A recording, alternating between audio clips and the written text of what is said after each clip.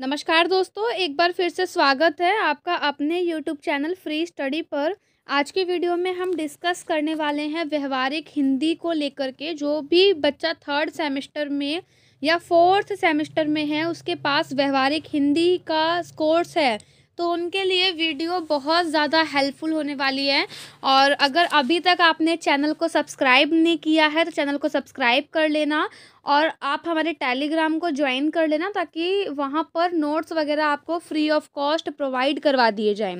तो मैंने जो आपका प्रीवियस ईयर क्वेश्चन लिया है एक, जिसमें आपसे पूछा गया था कि विभिन्न क्षेत्रों में प्रयुक्त होने वाली जो व्यवहारिक हिंदी है उसकी विवेचना करनी है। ठीक है, तो जो आपको पता है कि जो हिंदी लैंग्वेज है वो हर जगह हर अलग अलग राज्य में या अलग अलग क्षेत्रों में अलग अलग प्रकार से बोली जाती है।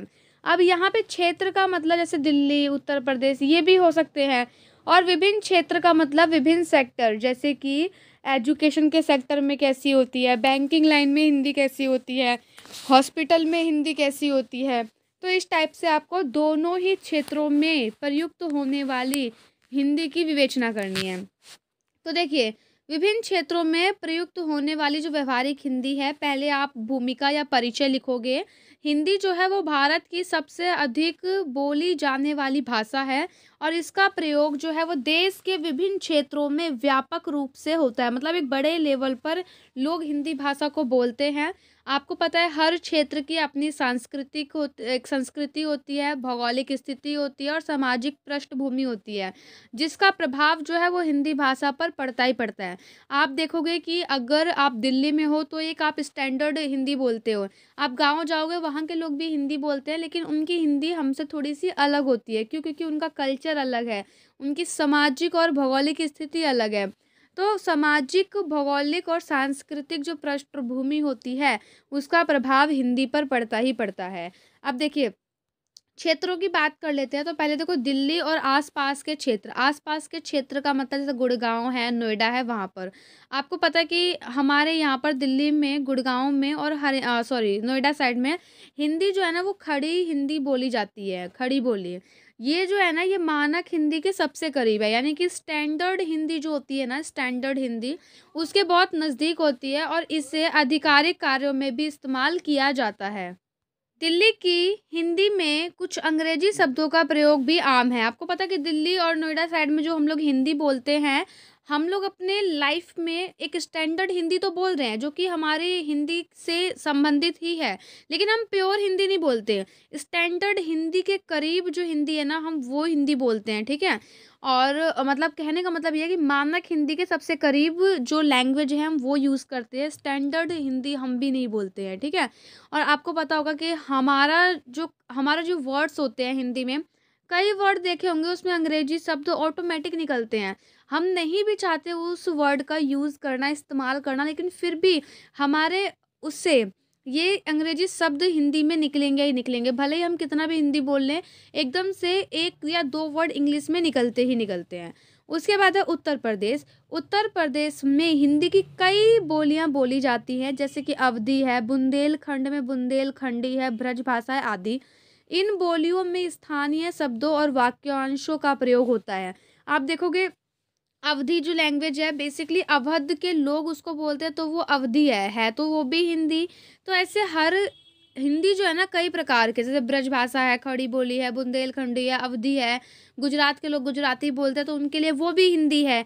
आप देखोगे कि जो गांव में लोग हिंदी बोलते हैं तो उनका जो हिंदी बोलने का तरीका है वो उनके अकॉर्डिंग थोड़ा सा अलग होता है। वो अपने स्थानीय शब्दों, जैसे हम लोग बोलते हैं कि मैं जा रहा हूँ, मैं जा रही हूँ, मैं ऐसा कर रही हूँ, लेकिन वो लोग बोलते हैं हम करके।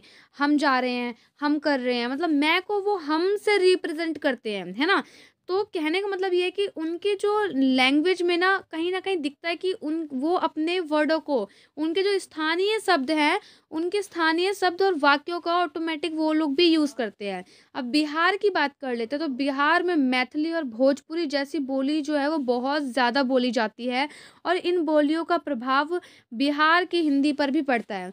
आप देखो, आपके आसपास अगर आपका कोई फ्रेंड होगा या फ्रेंड होगी जो वहाँ बिहार से होगी, वो भले ही यहाँ पर रह रही है दिल्ली में, हिंदी बोल रही है, लेकिन आप उनकी लैंग्वेज देखोगे हल्की सी टोन बोलने का अलग हो जाता है। जैसे बहुत सारी चीज़ें होती हैं। आप देखोगे जो ब्राह्मण लोग हैं वो अड़ा ना बोल के रा बोलते हैं, जैसे सड़क बोलते हैं, सड़क को।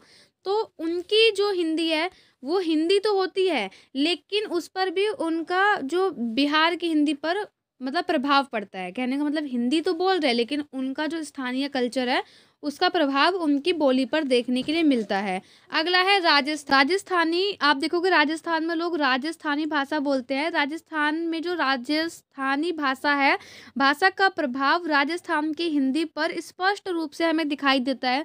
कभी आप राजस्थान जाओगे या वहाँ पे आपका कोई रिलेटिव होगा तो वो हिंदी तो बोलता है, लेकिन जो उसकी जो हिंदी होती है वो राजस्थान से थोड़ी सी मतलब उसकी हिंदी में राजस्थानी भाषा जो है वो हल्की सी मिक्स होती है, जो कि हमें क्लियरली दिखाई देती है। यहाँ की हिंदी में कुछ विशिष्ट शब्द और वाक्यांश होते हैं जो अन्य क्षेत्रों में नहीं मिलते हैं। मध्य प्रदेश में मालवी, बघेली और निमाड़ी जैसी बोलियां बोली जाती हैं, और इन बोलियों का प्रभाव भी जो है वो हिंदी भाषा पर पड़ता है। अब देखो विभिन्न क्षेत्रों में जो हिंदी का यूज़ होता है उसके कुछ उदाहरण देख लो। जैसे मैंने आपको शिक्षा बताया था, सरकार, मीडिया, साहित्य, अस्पताल, बैंकिंग, ये सब लिख सकते हो, लेकिन मैंने यहाँ पे कुछ ही एग्जाम्पल दिया। जैसे शिक्षा है तो स्कूलों और कॉलेजों में हिंदी भाषा को पढ़ाया जाता है। विभिन्न क्षेत्रों में पाठ्य पुस्तकों, जो पढ़ने वाली किताबें होती है, और शिक्षण सामग्री में स्थानीय बोलियों के शब्दों का प्रयोग किया जाता है। सरकार, आप देखोगे सरकारी जो दफ्तर होते हैं वहाँ पे भी लोग हिंदी लैंग्वेज का यूज़ करते हैं, आधिकारिक भाषा का प्रयोग करते हैं। हालाँकि कुछ क्षेत्रों में स्थानीय बोलियों का भी प्रयोग किया जाता है। क्यों? क्योंकि वहाँ के जो, जैसे मान लो आप गुजरात चले जाओ, तो गुजरात में लोग गुजराती में बात करेंगे। है उनके लिए वो भी हिंदी, लेकिन वो एक क्लियर हिंदी ना बोलकर अपना जो उनकी स्थानीय लैंग्वेज है गुजराती, वो वैसे बात करेंगे। आप बैंकिंग लाइन में चले जाओ, गुजरात के बैंक में चले जाओ, है ना। गुजरात की मीडिया देखोगे तो उनकी उनका न्यूज़पेपर अलग होता है, उनकी मीडिया अलग होती है, उनका टेलीविज़न अलग है, रेडियो अलग है। क्यों? क्योंकि उन्हें उसी टाइप के जो है वर्ड्स या भाषा समझ में आती है। ठीक है, तो इस टाइप से आप मीडिया लिखोगे। समाचार पत्रों, टेलीविज़न और रेडियो पर हिंदी में समाचार और कार्यक्रम प्रसारित किए जाते हैं। स्थानीय समाचार चैनलों में स्थानीय बोलियों का प्रयोग भी किया जाता है। अगला है निष्कर्ष। निष्कर्ष में आपको लिखना है हिंदी भाषा भारत की सांस्कृतिक विविधता का प्रतिनिधित्व करती है। विभिन्न क्षेत्रों में हिंदी का प्रयोग में स्थानीय बोलियों का प्रभाव स्पष्ट रूप से हमें दिखाई देता है। तो इस टाइप से आपको थोड़ा सा निष्कर्ष लिखना है। ठीक है, थोड़ा सा वीडियो के लास्ट टाइम पर आपको डिस्टरबेंस मिल रहा होगा। एक्चुअली जो मेरी भतीजी है वो भी मेरे साथ है, क्योंकि घर में कोई है नहीं, और कमेंट आया था कि मैम एग्ज़ाम है तो वीडियो रिकॉर्ड करना भी थोड़ा ज़रूरी है।